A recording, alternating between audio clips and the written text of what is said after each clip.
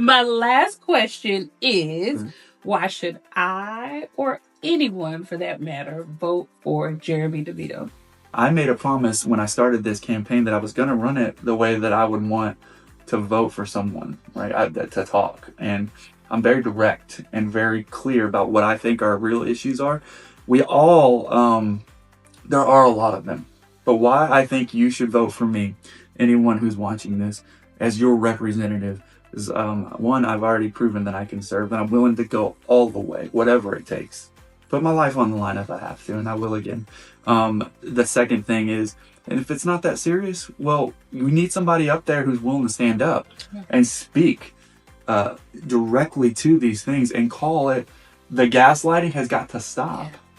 And we need people who are willing to stand up and say that, right? And then the third thing is unapologetic about human rights and how I feel about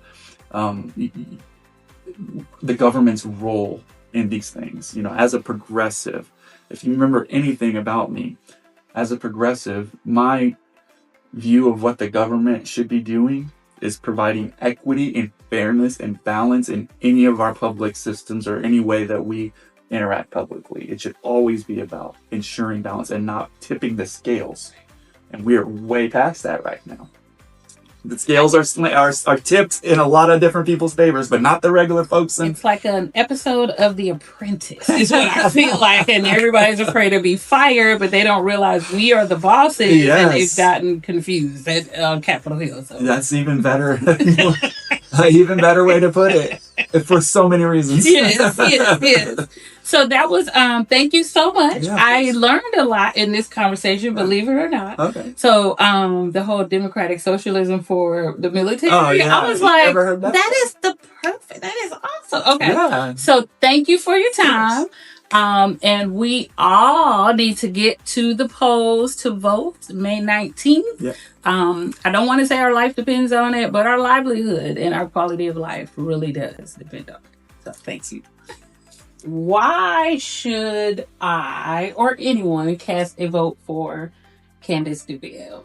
I always say, I don't know is an acceptable answer once. And it's funny how many people have seen and responded to me and given me feedback that they see that in my actions. They see that in the way that I present information. I never had to plainly say that to them. They're like, I've heard Candice say, I don't know. And the next time I saw her, she knew. I like how when you're answering the questions, you make it plain how these policies affect our day-to-day life. Yeah. Because a lot of people, when it comes to politics, I don't do politics. Yes, you do every day.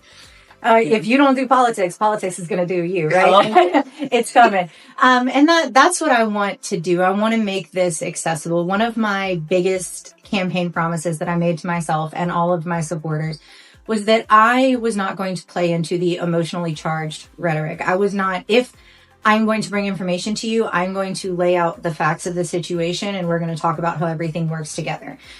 You should vote for me because you want somebody in office who not only understands what's going on, but also is willing to explain it to you in a way that you can understand it and digest it. Someone who is actually willing to listen to you and help you fill in the knowledge gaps. That's what I believe I bring. Perfect. Cool. Well, thank you, Candice, for joining us today. Well, thank you guys for having me. So my last question is, so why should I or anyone vote for Andrew Steed for Congressional District 5 for Congress? Being from a place isn't a qualification, but at least I can say that as long as I've been alive since 1980, this is my home.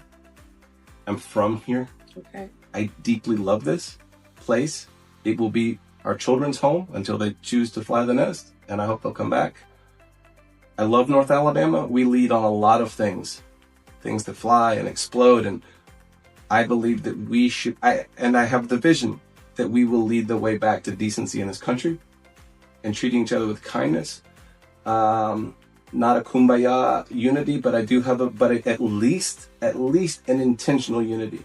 Okay. And working towards progress together of a more united district. This district is so much more than just Huntsville and Madison. my lived experience, I've been lucky enough to live and work all over the world. I've worked with my hands for 25 years. I'm a small business owner. I'm the only job creator in this race in terms of in this district. I'm deeply invested in this community. I would suggest that I am a whole systems thinker and that I diagnosed this problem. I have built a coalition of over 80 congressional candidates around the country, and I've done that as a plumber. Imagine what I can do when I'm a congressman. And what I will pledge to you is that I will always be here to listen and accessible. The cardinal sin is forgetting where you came from. And I think we see what happens. And so this is my home and it will never stop being my home. And I would like for our home to lead the way forward and be a little bit more connected and united place. I have a vision of how we can do that. And I believe we're going to do it. And I will say another thing, one other point I would make is that dollars do not vote. They don't vote. And thank goodness we have this process. But last quarter, we did outraise Dale Strong, 100% on individual donations. Okay. And the only reason that matters, and the only thing that is germane to, is that we have a huge job ahead. I don't want, we can't lose the plot. This is going to be hard.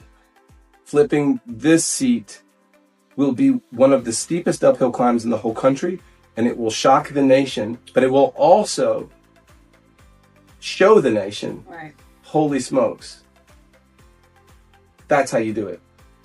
They say, so goes the South, so goes the nation. So, well, this Yankee with Southern roots, thank you for coming by. Thanks for coming and talking to us and answering our 3 questions. Thank you.